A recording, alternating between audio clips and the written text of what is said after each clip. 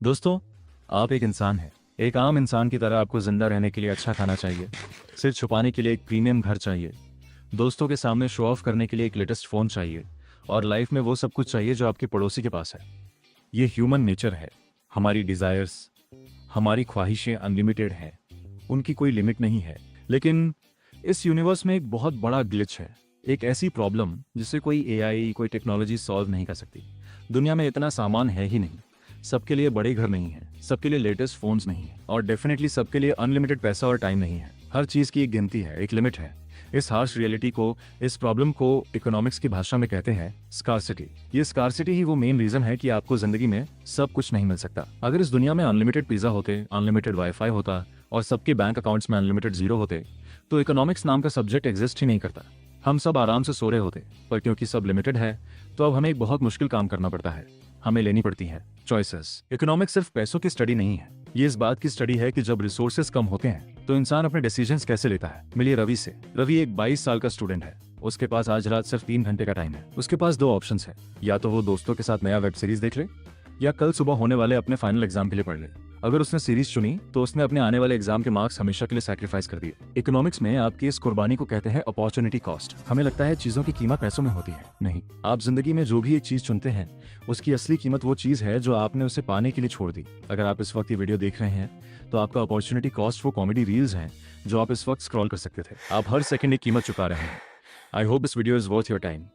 अब जब हम सबके पास लिमिटेड टाइम और लिमिटेड पैसा है तो ये दुनिया चलती कैसे है। यहाँ एंट्री होती है ट्रेड की। ध्यान से देखिए, रवि के पास वीडियो एडिटिंग की कमाल की स्किल है पर उसके पास अपना अगला रेंट देने के लिए पैसे नहीं है। दूसरी तरफ अमित है। अमित एक 28 साल का कॉर्पोरेट एम्प्लॉई है जो साइड में एक यूट्यूब चैनल चलाता है। अमित के पास पैसे हैं पर ऑफिस के बाद वीडियो एडिट करने का टाइम नहीं है। जब ये दोनों आपस में मिलते हैं तो एक जादू होता है। रवि अमित के लिए वीडियो एडिट करता है और अमित रवि को पैसे देता है। दोनों को वो मिल गया जो उन्हें चाहिए था, विन विन सिचुएशन। लेकिन लोग ट्रेड करते क्यों हैं? इसका जवाब एक बहुत डीप कॉन्सेप्ट में छुपा है जिसे कहते हैं कंपैरेटिव एडवांटेज। मान लीजिए अमित वीडियो एडिटिंग में रवि से बहुत ज्यादा अच्छा है, वो रवि से दुगनी स्पीड में वीडियो एडिट कर सकता है। तो क्या अमित को खुद एडिट करना चाहिए? नहीं, क्योंकि अमित का असली काम, उसका प्राइमरी बिजनेस उसे लाखों रुपए कमा कर दे रहा है। अगर वो एडिटिंग में अपना टाइम वेस्ट करेगा तो उसका बिजनेस डूब जाएगा। इसलिए भले ही रवि एडिटिंग में थोड़ा एवरेज हो, अमित अपना काम रवि को आउटसोर्स करेगा। ट्रेड इस बात पर डिपेंड करता है कि कौन सबसे बेस्ट है। ये इस बात पर डिपेंड करता है कि कौन किस काम को सबसे कम अपॉर्चुनिटी कॉस्ट में कर सकता है।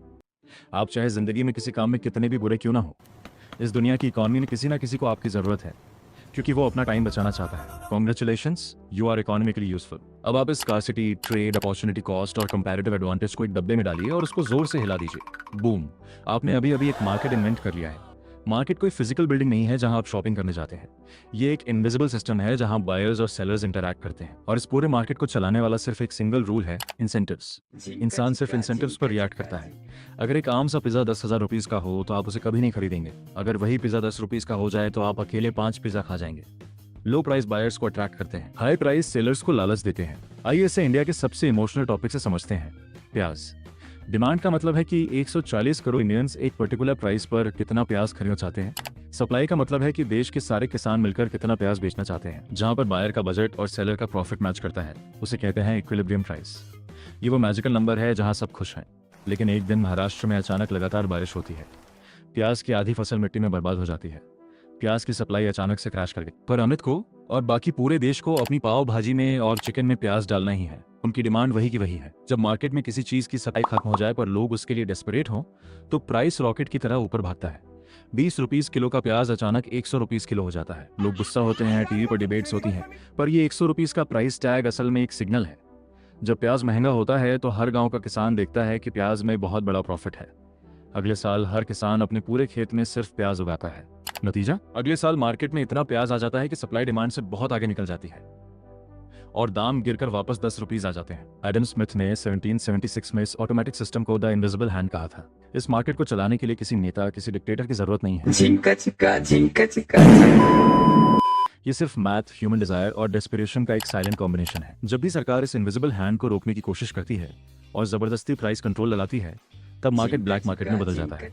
लेकिन सोचिए, अगर अमित को प्याज चाहिए और उसके पास देने के लिए पैसे नहीं है, सिर्फ एक एक्स्ट्रा लैपटॉप है। प्याज वाले को लैपटॉप नहीं चाहिए, उसे अपने बच्चे के लिए दूध चाहिए। ये बार्टर सिस्टम कितना कॉम्प्लिकेटेड था।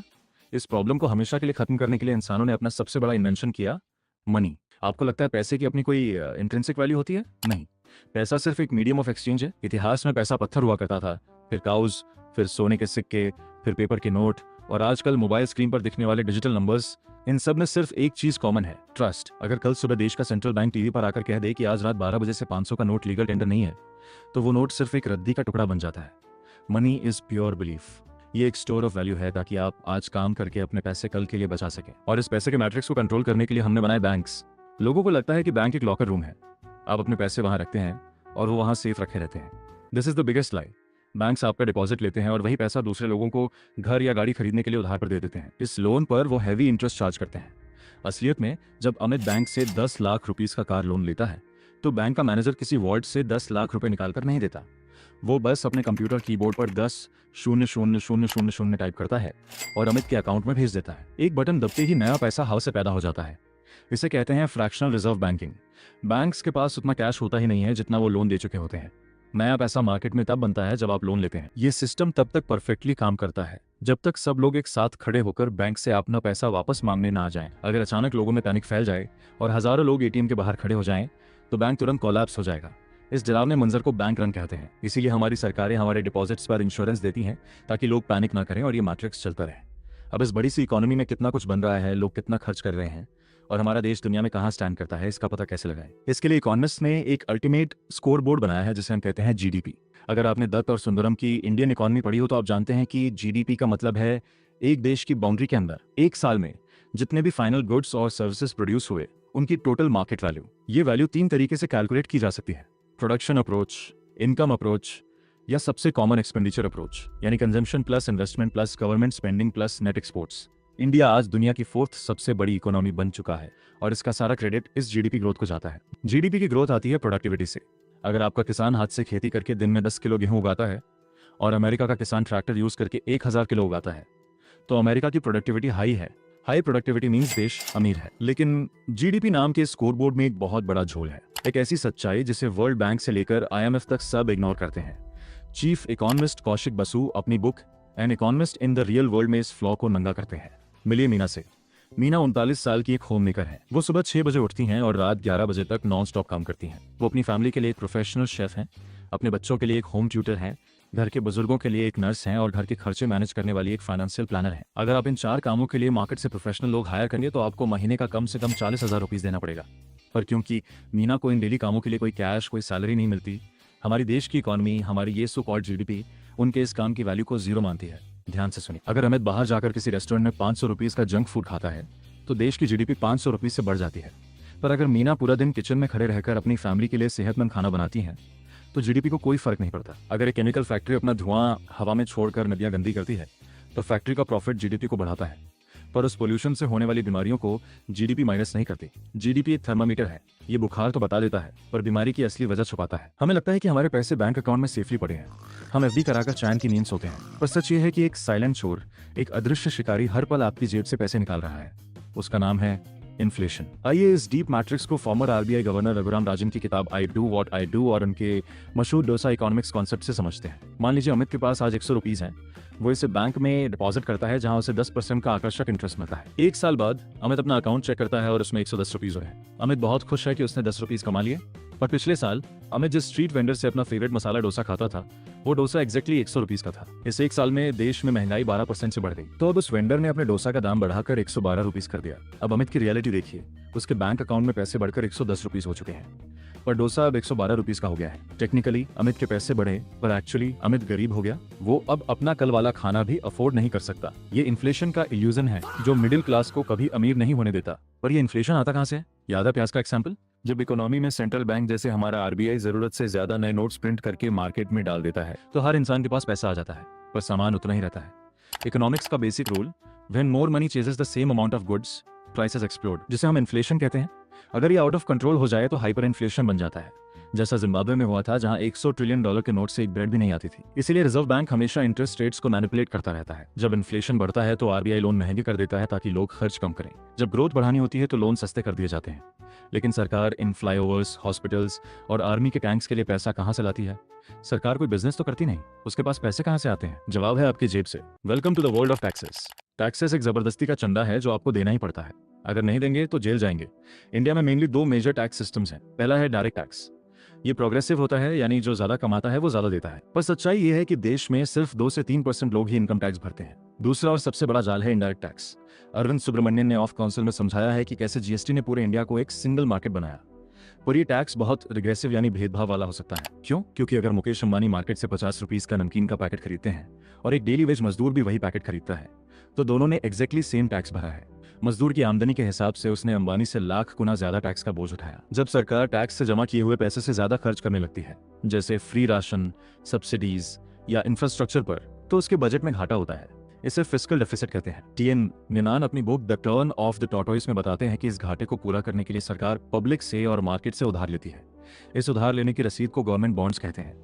सालों का जमा हुआ ये उधार नेशनल डेट बन जाता है। अगर सरकार उधार का पैसा प्रोडक्टिव इंफ्रास्ट्रक्चर जैसे हाईवेज या पोर्ट्स बनने में लगाए तो इकोनॉमी बूम करती है।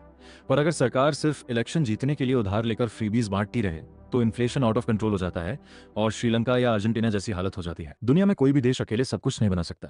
इंडिया आईटी सर्विसेज, सॉफ्टवेयर और स्पाइसेस में दुनिया में बेस्ट है, पर हम एडवांस सेमीकंडक्टर्स और क्रूड ऑयल में पीछे हैं। इसलिए हम अपना सॉफ्टवेयर अमेरिका को एक्सपोर्ट करते हैं और बदले में मिडिल ईस्ट से क्रूड ऑयल इंपोर्ट करते हैं। इसे कहते हैं इंटरनेशनल ट्रेड। ट्रेड फिर से उसी कंपैरेटिव एडवांटेज के लॉजिक पर चलता है जिससे रवि और अमित का व्यापार चला था। फ्री ट्रेड की वजह से आज आपके हाथ में एक पावरफुल स्मार्टफोन बहुत सस्ते दाम में है। इसे ग्लोबलाइजेशन कहते हैं। पर इसका एक डार्क साइड भी है। जब बाहर का सस्ता सामान देश में आता है तो लोकल फैक्ट्रीज बंद हो जाती हैं और लोग बेरोजगार हो जाते हैं। इसलिए देश के बिजनेसेस को बचाने के लिए सरकारें कभी कभी बाहर से आने वाले सामान पर भारी टैक्स लगा देती हैं, जिसे टैरिफ्स या प्रोटेक्शनिज्म कहते हैं। ये लोकल इंडस्ट्री को बचाता है पर आम आदमी के लिए चीजें महंगी कर देता है। लेकिन ट्रेड होता कैसे है? इंडिया का रूपी अमेरिका में नहीं चलता और जापान का येन इंडिया में नहीं चलता। यहाँ जन्म होता है दुनिया के सबसे बड़े फाइनेंशियल मार्केट का, फॉरेक्स यानी foreign exchange market. Exchange rate आपको बताता है कि एक करेंसी की दूसरी करेंसी के मुकाबले क्या औकात है। मान लीजिए एक यूएस डॉलर इक्वल्स 90 रुपीज था। कुछ दिनों बाद एक यूएस डॉलर इक्वल्स 95 हो गया। इसे कहते हैं रूपी का गिरना यानी डेप्रिसिएशन। जब रूपी गिरता है तो इंडिया के आईटी सेक्टर और एक्सपोर्टर्स की पार्टी होती है, क्योंकि उन्हें अमेरिका से आने वाले डॉलर्स के बदले अब ज्यादा रुपए मिलते हैं। पर दूसरी तरफ हमारा पेट्रोल और डीजल महंगा हो जाता है, क्योंकि अब तेल मंगवाने के लिए हमें ज्यादा पैसे देने पड़ते हैं। करेंसी का वैल्यू इंटरेस्ट रेट्स, इन्फ्लेशन और ग्लोबल वॉर्स पर डिपेंड करता है। आप इकोनॉमी की सारी बेसिक मशीन समझ गए। अब आते हैं आपकी जिंदगी पर। आप कॉलेज से पास आउट होते हैं, जॉब ढूंढते हैं और इंटरव्यू देते हैं। इसे कहते हैं लेबर मार्केट। लेबर मार्केट में प्रोडक्ट सामान नहीं है, प्रोडक्ट आपका अपना वक्त और स्किल्स है। फर्म्स इसे खरीदती हैं और बदले में जो प्राइस देती हैं उसे वेज यानी सैलरी कहते हैं। लेकिन यहाँ सबसे बड़ा और कड़वा सवाल आता है। अमित दिन में 10 घंटे मेहनत करता है और महीने का 50,000 रुपीज कमाता है। उसी कंपनी का सीईओ सिर्फ मीटिंग्स करता है, पर वो अमित से 300 गुना ज्यादा पैसा, तकरीबन 50 करोड़ रुपीज कमाता है। ऐसा क्यों? क्या सीईओ अमित से 300 गुना ज्यादा मेहनत करता है? नहीं। इसे कहते हैं वेज गैप। कैपिटलिज्म में आपकी सैलरी इस बात पर डिसाइड नहीं होती कि आप कितनी मेहनत करते हैं। आपकी सैलरी इस बात पर डिसाइड होती है कि आपको रिप्लेस करना कितना आसान है।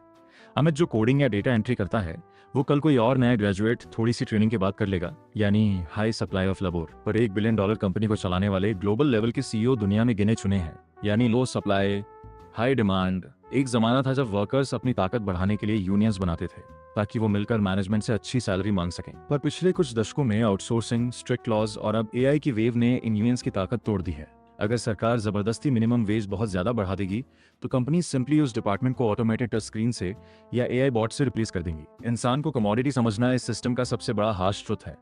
आपने मेहनत करके सैलरी कमा ली, अब उस पैसे का आप क्या करेंगे?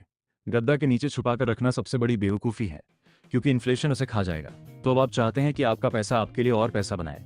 Welcome to the world of finance. Financial markets का एक ही काम है, जिनके पास एक्स्ट्रा कैश है उन्हें उन लोगों से कनेक्ट करना जिन्हें बिजनेस बड़ा करने के लिए कैश चाहिए। इसके अलग अलग लेवल हैं। स्टॉक्स। जब आप शेयर मार्केट में किसी कंपनी का स्टॉक खरीदते हैं तो आप एक्चुअली उस कंपनी का एक छोटा सा हिस्सा खरीद रहे हैं। अगर कंपनी प्रॉफिट बनाएगी तो आपका स्टॉक प्राइस ऊपर जाएगा। यहाँ 90% लोग लॉस खाते हैं क्योंकि वो हाई पर टिप्स पर ट्रेडिंग करते हैं। अमीर सिर्फ वो 10% लोग बनते हैं जो गुरचरण दास या वॉरेन बफेट की तरह अंडरवैल्यूड कंपनीज या हिडन जेम्स को ढूंढते हैं। वो कंपनीज जिनका बिजनेस सॉलिड है पर अभी सस्ते में मिल रही हैं, जिसे growth at A reasonable price भी कहते हैं। बॉन्ड्स ये थोड़ा बोरिंग और सेफ रास्ता है। आप किसी कंपनी या सरकार को एक फिक्स टाइम के लिए लोन देते हैं और वो आपको फिक्स्ड इंटरेस्ट देते हैं। Derivatives, future and options originally किसान और बिजनेसेस के रिस्क को कम करने के लिए बनाए गए थे, पर आज ये ग्लोबल कसिनो बन चुका है। ये बस बेट्स पर बेट्स है। क्रिप्टो ये ब्लॉकचेन पर बेस्ड एक टोटली डिसेंट्रलाइज्ड सिस्टम है जिसे कोई गवर्नमेंट कंट्रोल नहीं करती। कुछ लोगों के लिए ये पैसे का फ्यूचर है और बाकियों के लिए ये बस एक मैथ पावर्ड पोंजी स्कीम है। ये एक्सट्रीमली वॉलेटाइल है। फाइनेंस का सबसे बड़ा नियम है रिस्क रिटर्न ट्रेड ऑफ, जिसका मतलब है जहां रिटर्न ज्यादा होगा वहां डूबने का रिस्क भी उतना ही बड़ा होगा। इसलिए इंटेलिजेंट लोग कभी अपने सारे अंडे एक बास्केट में नहीं रखते, वो डाइवर्सिफाई करते हैं। अब हम आते हैं इकोनॉमिक्स के सबसे डीप और सबसे दर्दनाक चैप्टर पर। अगर मार्केट सबको चांस देता है तो दुनिया में कुछ लोग इतने अमीर क्यों हैं और बाकी लोग जिंदगी भर गरीब क्यों रह जाते हैं? किताबी इकोनॉमिक्स कहती है कि बस फैक्ट्रीज लाओ, फ्री मार्केट लाओ और पॉवर्टी खत्म। पर रियलिटी ऐसी नहीं है। असली खेल इंसान के दिमाग का है। यहाँ जन्म लेती है बिहेवियरल इकोनॉमिक्स। हम हमेशा मानते हैं कि इंसान रैशनल है, यानी वो वही करेगा जिसमें उसका मैथमेटिकल फायदा हो। लेकिन Nobel prize winners Abhijit Banerjee और एस्थर डुफ्लो ने अपनी वर्ल्ड फेमस किताब पुअर इकोनॉमिक्स में इस बात को पूरी तरह गलत साबित कर दिया। हमें लगता है कि गरीब लोग इसलिए गरीब हैं क्योंकि वो मेहनत नहीं करते या पैसे सेव नहीं करते। पुअर इकोनॉमिक्स की सालों की फील्ड रिसर्च बताती है कि जब एक इंसान गरीबी में होता है तो उसके पास रिसोर्सेस की तो कमी होती ही है, पर सबसे बड़ी कमी होती है होप की। उसके दिमाग पर बायोलॉजिकल लेवल का स्ट्रेस होता है। अगर उस मजदूर को कहीं से 500 रुपीज मिल भी जाएं तो टेक्स्ट बुक कहती है कि उसे वो 500 रुपीज इन्वेस्ट करने चाहिए ताकि 5 साल बाद रिटर्न मिले। पर रियलिटी में वो मजदूर उन 500 रुपीज से अपनी फैमिली के लिए एक दिन का अच्छा खाना या ईएमआई पर एक टीवी खरीद लेता है। क्यों? क्योंकि उसकी लाइफ इतनी डार्क और स्ट्रेसफुल है कि उस दिमाग को इमीडिएटली थोड़ी सी खुशी चाहिए। वो कल के इमेजिनरी प्रॉफिट के लिए आज की रियल भूख नहीं कंट्रोल कर सकता। इसे पॉवर्टी ट्रैप कहते हैं। आपको लगता है अमीर लोग अलग हैं? हम सब इरेशनल हैं। हम हाइपरबोलिक डिस्काउंटिंग करते हैं। कल के 50,000 रुपीज से हमें आज का 5,000 रुपीज ज्यादा आकर्षित करता है। हम लॉस एवर्जन का शिकार हैं। 500 रुपीज मिलने की खुशी से ज्यादा 500 रुपीज गुम जाने का दुख होता है। जोमैटो और अमेजन इन्हीं ह्यूमन बायसेस को यूज करके आपसे फालतू खर्चा करवाते हैं। इकोनॉमिक्स नंबर्स नहीं है, ये साइकोलॉजी है। ये सब कुछ किस सिस्टम के अम्ब्रेला के नीचे चल रहा है? दुनिया आज 3 मेजर इकोनॉमिक मॉडल्स में बंटी हुई है। कैपिटलिज्म, जिसे हम पूंजीवाद भी कहते हैं, जहां जमीन, फैक्ट्री और पैसा प्राइवेट लोगों के हाथ में होता है। इस सिस्टम का इंजन है प्रॉफिट। ये इनोवेशन और नई टेक्नोलॉजी के लिए दुनिया का सबसे बेस्ट सिस्टम है। पर इसका नेगेटिव पॉइंट ये है कि ये मोनोपोलीज बनाता है और अमीर और गरीब के बीच की खाई को और बड़ा कर देता है। सोशलिज्म या कम्युनिज्म, इस मॉडल में सब कुछ सरकार के कंट्रोल में होता है। कोई प्राइवेट प्रॉपर्टी नहीं होती। इसका गोल इक्वालिटी है। पेपर पर ये बहुत अच्छा लगता है, पर प्रैक्टिकली जब इंसान का पर्सनल प्रॉफिट का इंसेंटिव खत्म हो जाता है तो वो मेहनत करना बंद कर देता है। यही वजह थी कि यूएसएसआर फेल हो गया। मिक्स्ड इकोनॉमी, ये हमारी और आज की मैक्सिमम दुनिया की रियलिटी है। इंडिया एक मिक्स्ड इकोनॉमी है, जहां मुकेश अंबानी की रिलायंस और टाटा जैसे जायंट कैपिटलिस्ट फोर्सेस भी काम कर रही हैं और वहीं सरकार के द्वारा चलाए जा रहे एम्स हॉस्पिटल्स और राशन की दुकानें भी चल रही हैं। ये दोनों का एक बैलेंस है। तो दोस्तों, आज आपने इस 18 मिनट मास्टर क्लास में क्या देखा? आपने देखा कि स्कार्सिटी एक यूनिवर्सल रियलिटी है। हर चॉइस की एक कीमत होती है। ट्रेड दोनों पार्टी को फायदा देता है। मनी सिर्फ एक इल्यूजन है जिसे ह्यूमन ट्रस्ट ने जिंदा रखा है। बैंक्स हवा से पैसे बनाते हैं। इन्फ्लेशन आपकी वेल्थ को चोरी छुपे खा रहा है। और जीडीपी एक ऐसी मार्कशीट है जो एक माँ का बलिदान नहीं देखती। आपने देखा कि वेज गैप मेहनत नहीं, रिप्लेसमेंट वैल्यू पर टिका है और कैसे पॉवर्टी ट्रैप इंसान को बाहर आने ही नहीं देता। हर सिस्टम में ट्रेड ऑफ्स हैं, कोई एक परफेक्ट जवाब नहीं है। पर जो इंसान इस रूल सेट को, इस इकोनॉमिक मैट्रिक्स को नहीं समझता, वो जिंदगी भर इसी गोल गोल चक्कर में फंसा रह जाता है। अगर आपको इस हिडन मैट्रिक्स को तोड़ने में और इस फाइनेंशियल ब्लूप्रिंट को समझने में आज कुछ डीप वैल्यू मिली हो और आप चाहते हैं कि हम इंडियन स्टॉक मार्केट और उन हिडन जेम्स पर एक और ऐसी ही डीप डाइव मास्टर क्लास लेकर आएं, तो लाइक बटन दबाकर अपना सपोर्ट जरूर दिखाएं, क्योंकि इकोनॉमिक्स और नेचर का रूल बिल्कुल सेम है। अडैप्ट और डाई। मिलते हैं अगले वीडियो में। जय हिंद।